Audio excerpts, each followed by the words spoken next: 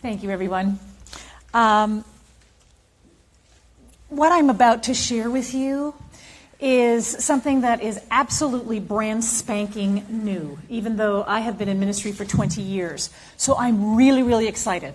But for those that haven't heard of Seniors on a Mission, I'm going to give you a quick 20-year background. That's me. Okay. Our mission. Oh, I guess I have to do this right.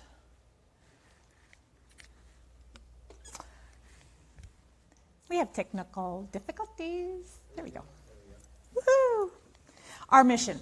We engage senior adults serving God and community. And we have a vision. Seniors on a Mission exists to honor, love, and encourage independent senior adults, inspiring them to live invigorated lives filled with purpose and grace. The AARP did an in-depth study on senior adults and what is their number one desire in life. It's to live independently. These aging concerns were what they discovered were their biggest problems: isolation, depression, transportation, and health. As we know, isolation often leads to depression. The lack of transportation is a lack of independence. And obviously, everyone in this room wants to stay healthy. The MacArthur Foundation did a 10-year study, and the study was to determine what helps a person age successfully. They discovered, this was actually done 20 years ago, avoiding disease, engage with life, and maintain cognitive and physical functions. Basically, stay active, stay social, stay connected. So what we've done for the last 20 years is we have taken senior citizens, typically 70 and older, on day-long mission trips. We wanted to give seniors purpose again. And we take them together for we pick them up at 9:30, we get them home by 3:30. We work from 10 till 2, and a nonprofit that we work for does the lunch. We take on a huge project and knock it out in 4 hours. We have done some amazing things with, We have done amazing things with different nonprofits here in Jacksonville. We've worked with 109 different nonprofits in our past 20 years. Some of the nonprofits don't even exist anymore. But you'll see, these are just some of the logos of the nonprofits. If you don't see your favorite nonprofit up here, please contact us and let's see if there's a way that we can work together. We have some of the poorest nonprofits in this community that can't even afford to buy the lunch for the seniors. And maybe that's your favorite nonprofit. Supply the lunch so that we can go in and do an amazing amount of work for them. We have worked with Salvation Army. We have done 30,000 piece mailings for them. We have worked with Junior Achievement. We have accomplished their kits. Do any of you know who Junior Achievement, what they do? I see nods, good. Okay, well, you know those packets. Well, when they're done with those packets at the end of the season, all of those packets come back to Seniors on a Mission. We go through them, we take out the garbage, and we recreate kits, because those kits cost $100 to make. And we recreate them with all of the leftover pieces so that we give them a savings every year of about $10,000 just in the packaging and repackaging that we've done for them. We have done Easter bags for Chet's Creek. We have done the poverty simulation kit for the United Way. It's teaching people what it is like to live in poverty, and it is an amazing simulation, but it is a disaster to try to put back together after they've messed it all up. And it takes 6 seniors 4 hours just to simply put all of these pieces back together again. It's an incredible task. We do kids triathlon. We've worked with, I don't know if you ever, how many here are runners? Okay, well, so you know what it's like to be in a triathlon and have something, the numbers not match? aha, you're disqualified from the race after you've given your whole heart. Well, a child doesn't want to do a triathlon and be disqualified. Well, the seniors have put those kits together for Kids Triathlon, not just here in Jacksonville. They've asked us to take them all across the United States. The seniors get together. These different numbers and the timers and all those things, they all come from separate companies. And they all come and they all have to be matched up. And when you're doing 5,000 bags, you can't have one wrong. And the glorious thing about the seniors that I work with is they came from an age where excellence was the standard.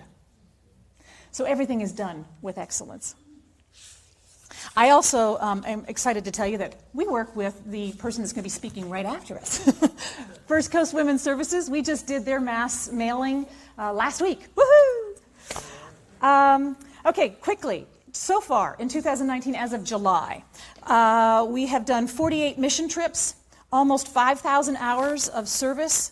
That equates out to about $124,000 that we have donated just as a group of seniors volunteering. 17 local nonprofits have been helped, and over 150,000 lives have been touched through the work of the hands of the seniors for those nonprofits. Yes, go seniors.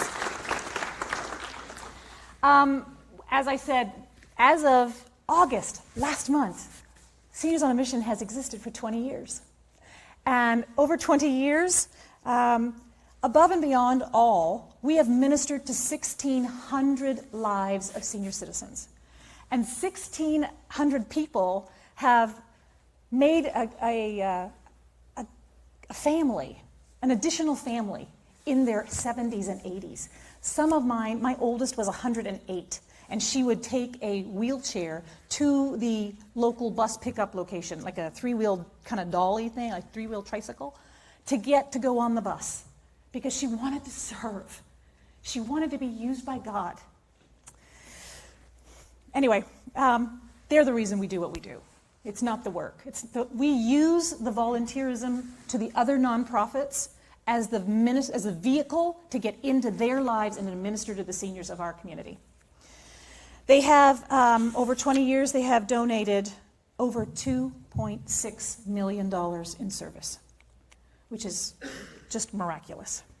But, okay, this is where I get excited. Okay, it's after lunch. I'm energized. This is where it really gets good. So I hope there's a sound on this video. Hi, I'm Joanne Hickox. And I'm Margaret Campbell. Seniors on a Missions project directly addresses 3 connected issues for our nation's senior citizens: aging successfully, seniors being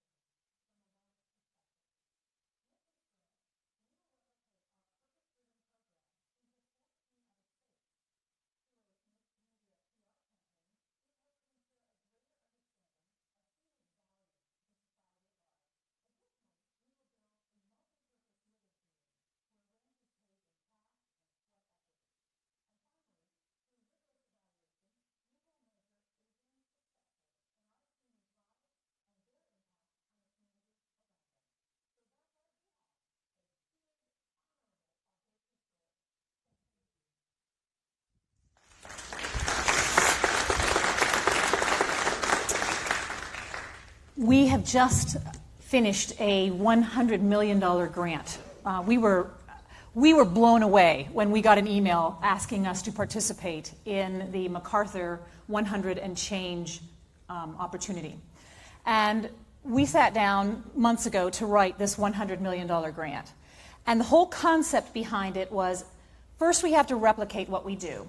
And Seniors on a Mission has been here for 20 years, and we are literally the world's best kept secret, or at least the United States' best kept secret.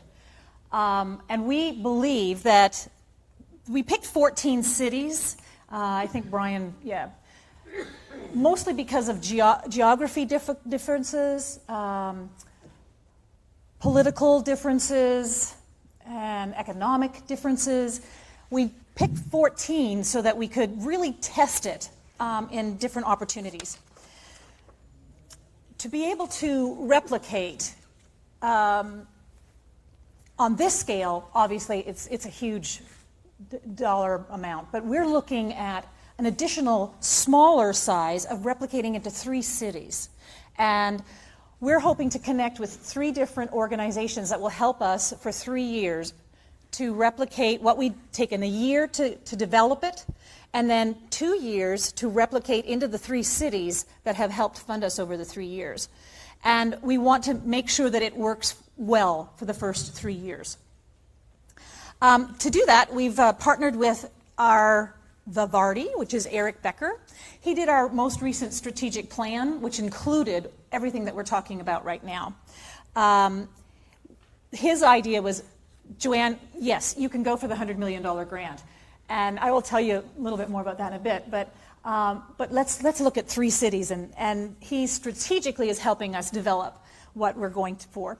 And also, I don't know if many of you here in this community know Sharon Wilburn.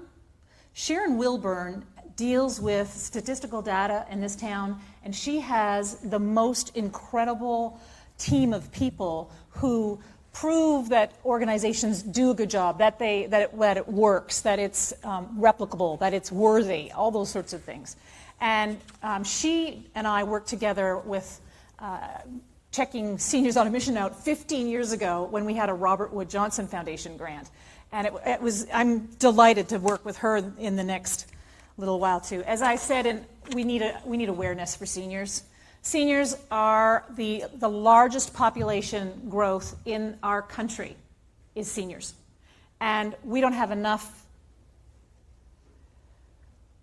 of everything for them. And I'm very concerned about when I go into a grocery store and I stand in line and there's a senior who's actually in front of me, and the little girl that's checking out the groceries, she doesn't even know how to talk to that senior citizen, so she will avoid her and talk to me or talk to somebody else down the line because she just doesn't know how to communicate well with a senior citizen. And that senior feels absolutely invisible in that simple act. And it's happening again and again and again. And I'm not very happy about all that. Our strategic plan is to work with a gentleman that some of you may know. He is recognized as working with some pretty awesome people here, Larry Ross. He heard about what we were doing with this grant, and I was so excited because he said, Joanne, we've already worked with Bill Gates Foundation, and we think this is a good enough project for Bill Gates. So Larry Ross is going to help us build a awareness campaign that will not only help change the vernacular about senior citizens in this country, but also help people understand the value of gray hair. The godly go. Next. This is the big thing. Y'all, we want to try to build a middle-class, purpose-driven senior living community. We have HUD housing. We have 20 HUD housing buildings in this city. And we have some really great senior living communities that are pretty expensive. And there isn't a whole lot middle class. And my drive, my goal is to understand more about how we can reach the middle class and help them. The goal with the building is to create a building where, yes, there's a reasonable amount of cash, but also it's about purpose. Every person living in the building will have a job. Whether it's in the garden, in the kitchen, whether it's helping, we're going to have hopefully multi types of businesses in the bottom, like a doggy daycare. There's lots of senior citizens who love animals, and they would volunteer to help, and the community could bring their dogs in. As Ross was talking about having social enterprise, we want social enterprise right inside the building. We'd like to have a Sweet Tomatoes, where the seniors run it, and they take care of it. But the outside community can come in, be fed, have a great time. The whole concept of the building is to keep people alive and active and part of the community right until they walk off the face of the earth. Now, we're not going to be an assisted living situation. The goal for us is to partner with a life care center, that kind of a situation, so that if somebody needs to go into that much of assisted living or health care, that it's taken care of. We want an independent building where people strive to live independently. We have also already partnered with a gentleman in Orlando to help build and design. Forrest from, what's Forrest's last name? Anyway, Forrest from Life Care Center, who designed all of those senior living community for the assisted living. His mind is extraordinary when it comes to design. And he and Michael are going to help work together to help us build or create a building where seniors will be best taken care of, but also best living independently. And when I say taken care of, I mean simple things like lights that come on automatically when you walk past them, so that in the middle of the night when people get up, handrails in the right places, steps that are made for stability, and just different things that we need to start creating buildings geared to seniors, not having seniors adapt to what's already there. We also are working with Bassford and Gorey so that we can get this sucker built. They've agreed, they've already been, all of these strategic partners that I've mentioned are all part of our grant. They've already done a memorandum of understanding with us. And I just want to let you know that 3 weeks ago, we were in Washington, D.C. We had gone there with the intentions of having Ben Carson endorse the project. The gentleman that we met with absolutely loved the concept. I mean, he was like, there's nothing out there like this. I said, yeah, we know. And I looked at him and said, well, after an hour-long meeting, will you give us an endorsement? Would you have Mr. Carson endorse us? And he looked me straight in the eye and he said, no. And it just was like, excuse me? And turns out he said, Joanne, if Ben Carson endorses this, he can't fund it. And I really think there's funding available. And the way President Trump is trying to help the faith-based community, now is the time to be asking for this kind of situation. So anyway, that is basically what Seniors on a Mission is up to, what we're doing.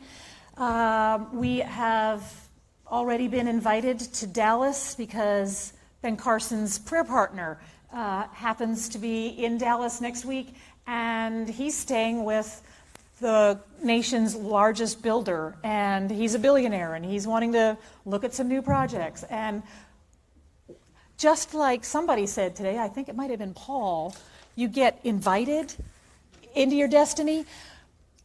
I am a film accountant from the movie business, y'all. I'm a Canadian farm girl. I'm the oldest of 45 grandchildren. I'm a family person. I love people, I hug people, I nurture people's lives. That's what I do.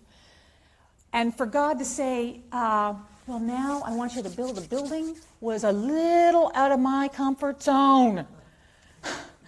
But you know what? I don't have to build it. I just need to make sure that God's plan for that building comes across. And so I'm going to be the catalyst for change in middle-class senior living. Go God.